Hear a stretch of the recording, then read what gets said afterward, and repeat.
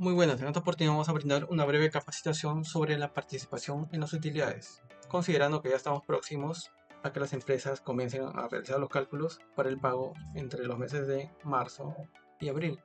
Comencemos.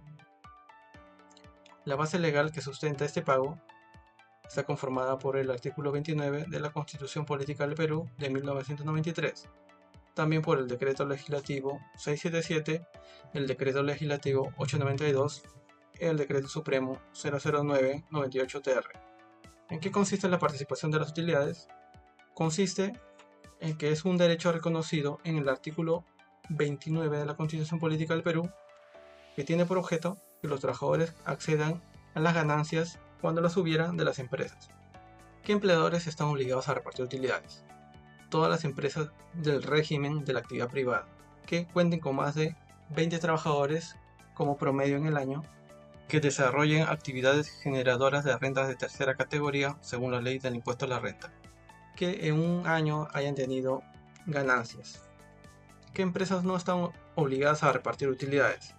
Las cooperativas, las empresas autogestionarias, las sociedades civiles, las empresas que no excedan de 20 trabajadores. Además, los locadores de servicios, los jóvenes en formación bajo cualquier modalidad de convenio y los trabajadores de microempresa que estén debidamente acreditados en ARREMIP. Criterios para determinar el número de trabajadores. Lo primero que se debe hacer es sumar el número de trabajadores que hubiera elaborado para la empresa en cada mes y el resultado total se dividirá entre 12. Si el número resultante incluyera una fracción, se aplicará el redondeo a la unidad superior siempre y cuando dicha fracción sea igual o mayor a 0.5. Como vemos acá hay dos ejemplos en donde sí se tiene derecho a reparto de utilidades y en donde no se tiene el derecho a reparto de utilidades. En el primer caso, el promedio nos sale 20.91 y como el decimal es mayor a 5, se redondea a la unidad superior, entonces en este caso sería 21. Por lo tanto, en esta empresa tuviera derecho al reparto de utilidades. En el otro caso, el promedio nos da 20.33, con lo cual no se redondea, por lo tanto, esta empresa no tendría derecho a reparto de utilidades, ya que la ley nos indica que debe tener más de 20 trabajadores como promedio. En el caso que un mes haya trabajadores que han cesado, de igual manera nos indica la ley que se tomará el número mayor.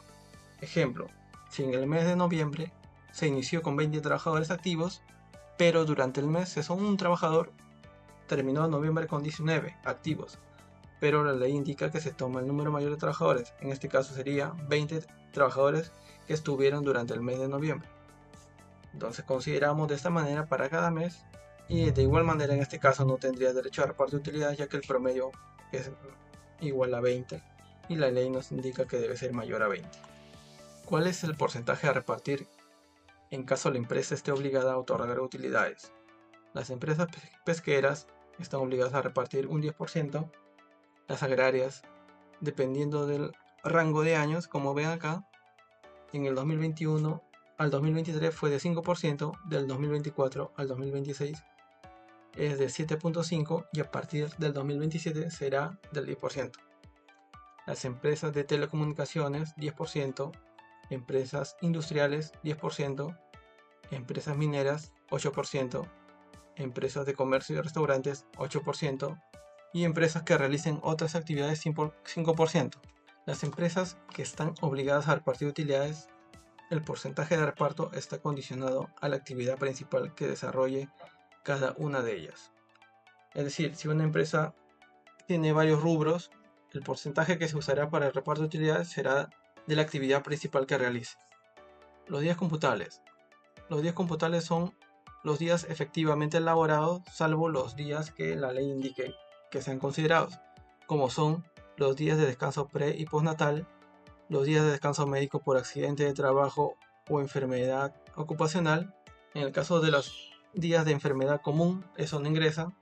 También se considera como días efectivamente elaborados los días de licencia sindical, los días de los miembros del Consejo de Salud y Seguridad en el Trabajo, los días no laborados por el cierre del centro de trabajo, los días no laborados por un despido nulo, la hora de lactancia materna, los días no laborados por suspensión de labores de la empresa, por un caso fortuito o fuerza mayor.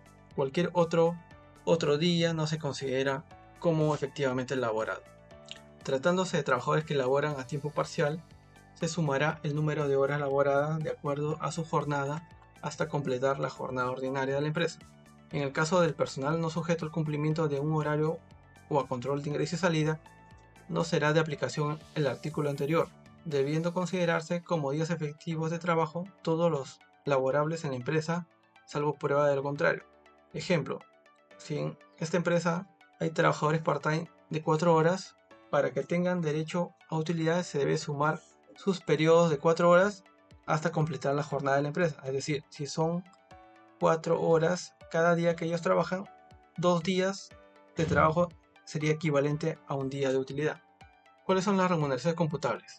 Las remuneraciones computables es el íntegro de lo que el trabajador recibe por sus servicios en dinero o en especie, cual sea su forma o denominación, y que tenga siempre que sean de su libre disponibilidad. Acá vemos todas las remuneraciones y cuáles están afectadas y cuáles no.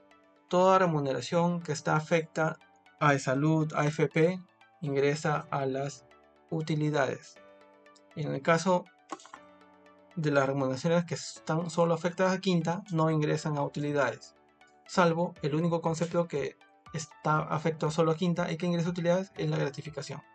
Cualquier otro concepto que solo es de efecto a quinta no ingresa al cálculo de utilidades. De igual manera, acá vemos las asignaciones, las bonificaciones, gratificaciones, igual las indemnizaciones que no ingresan, y otros conceptos también que están detallados acá, cuáles sí y cuáles no ingresan. ¿Cuál es el procedimiento para la distribución? El 50% se distribuye en función de los días laborados por cada trabajador y el otro 50% en proporción de las remuneraciones de cada trabajador. Distribución en función de los días laborados. Cada trabajador percibirá el 50% del importe a repartir entre la suma de todos los días efectivamente laborados por todos los trabajadores, y ese factor se multiplica por la cantidad de días efectivamente laborados del trabajador. Ese monto nos dará como importe por días laborados de utilidad. En el caso de la distribución en proporción a las remuneraciones, de igual manera, cada trabajador percibirá el 50% de la utilidad, se dividirá entre la suma total de las remuneraciones de todos los trabajadores, y ese factor se multiplicará por la remuneración del trabajador, lo que nos dará el importe a repartir de utilidades por remuneración. La suma de ambos nos da la utilidad que recibirá el trabajador. ¿Cuáles son los límites en la participación? El monto máximo que puede percibir un trabajador es equivalente a 18 remuneraciones mensuales que se encuentren vigentes al cierre del ejercicio. La remuneración que servirá de base para determinar la existencia del remanente será el promedio mensual de las remuneraciones percibidas por el trabajador en el ejercicio anual correspondiente. Acá tenemos un ejemplo de un trabajador que tuvo durante el año básico asignación familiar, movilidad, supeditada asistencia y vale alimentos.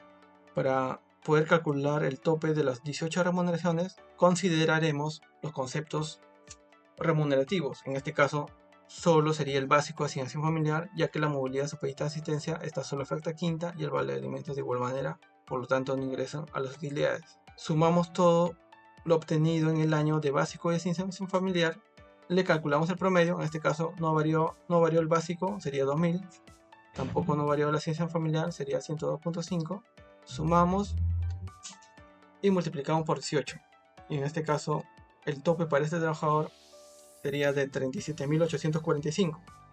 En caso la empresa calcule para este trabajador un importe mayor a 37.845, solo le podrá otorgar como utilidades el monto máximo, que sería de 37.845, y el excedente sería el remanente.